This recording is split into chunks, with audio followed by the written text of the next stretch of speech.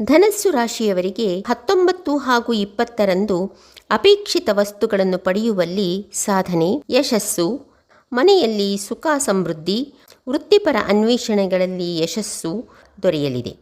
ಸಾರ್ವಜನಿಕ ಸಂಬಂಧವಾಗಿ ಕೆಲಸ ಅಥವಾ ಆಸ್ತಿ ಮಾರಾಟಕ್ಕೆ ಉತ್ತಮ ಅವಕಾಶ.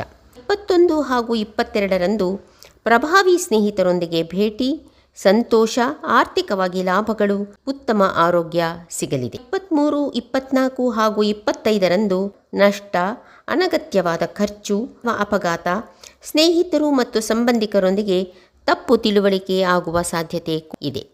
ಚಂದ್ರಪೀಡಾ ಪರಿಹಾರ ಮಂತ್ರವನ್ನು ಜಪಿಸುವುದರ ಜೊತೆಗೆ ದುರ್ಗಾ ಗಾಯತ್ರಿ ಮಂತ್ರವನ್ನು ಹೇಳುತ್ತಾ 2 ದೀಪಗಳನ್ನು ಹಚ್ಚಿ. ಓಂ ಕಾತ್ಯಾಯನ್ಯೈ ಚ ವಿದ್ಮಹೇ ಕನ್ಯಾಕುಮಾರ್ಯೈ ಚ ಧೀಮಹಿ ತನ್ನೋ ದುರ್ಗಾ ಪ್ರಚೋದಯಾತ್.